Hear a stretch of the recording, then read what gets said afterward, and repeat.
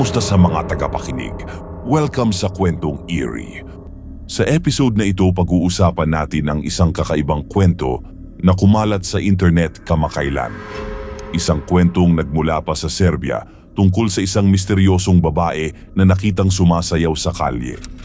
Kung hindi mo pa naririnig ang tungkol dito, ihanda ang sarili mo dahil tunay itong nakakakilabot.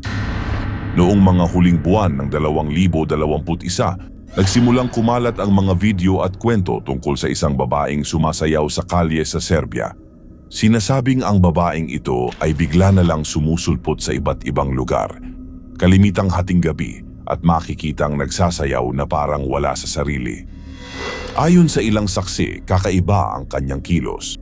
Parang wala siyang pakialam sa paligid niya, basta lang siya magsisimulang sumayaw kahit walang musika o kasama. May ilang mga residente na nagsabi na nakita nila ang babaeng ito sa kanilang lugar.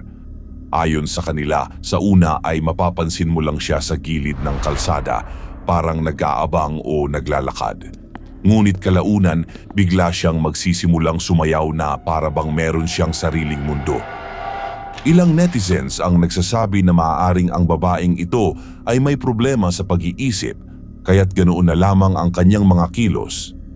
Sa ibang lugar sa mundo, minsan may mga ganitong pangyayari dahil sa mga mental health issues na hindi naagapan. Subalit may mga tao naman na naniniwala na hindi ito simpleng mental health issue. May mga nagsasabi na maaaring ang babaeng ito ay gumagawa ng isang kakaibang ritual o seremonya, kaya't ganito ang kanyang mga kilos sa gabi. Bagamat walang ebidensya na magpapatunay sa teoryang ito, marami ang natatakot dahil sa hindi maipaliwanag na dahilan ng kanyang pagsasayaw. Dahil sa sunod-sunod na ulat tungkol sa babaeng ito, may ilang residente na rin ang nag-report sa mga lokal na pulisya. Ayon sa kanila, kailangan itong maimbestigahan dahil baka may panganib ito sa kaligtasan ng mga tao. Subalit, hanggang ngayon, walang malinaw na aksyon mula sa mga otoridad. Sa katunayan, mahirap din kasi siyang mahanap dahil hindi regular ang kanyang pagpapakita. Ang kwento ng sumasayaw na babae ay hindi na bago sa kasaysayan. Marami ng mga kwento tungkol sa mga taong gumagawa ng kakaibang bagay sa publiko nang walang paliwanag. Sa katunayan, may ilang mga sinaunang kwento na tumutukoy sa mga dance mania o sakit sa Europa noong Middle Ages, kung saan maraming tao ang nagsimulang sumayaw ng walang tigil hanggang sa mapagod o mawalan ng malay.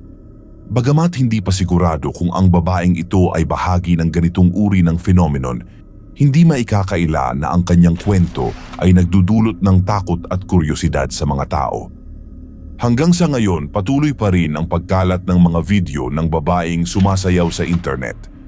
Sa kabila ng lahat ng teorya at haka-haka, nananatili siyang isang misteryo. Marahil, isa siyang simbolo ng mga bagay na hindi natin lubos na nauunawaan. Isang paalala na may mga pangyayari sa mundo na hindi laging mayroong kasagutan. Ano sa tingin niyo ang dahilan ng kakaibang kilos ng babaeng ito? Mayroon ba siyang lihim na dahilan? O isa lamang siyang biktima ng problema sa pag-iisip? Salamat sa inyong pakikinig. Huwag kalimutang mag-subscribe para hindi mahuli sa mga susunod pang nakakakilabot na kwento.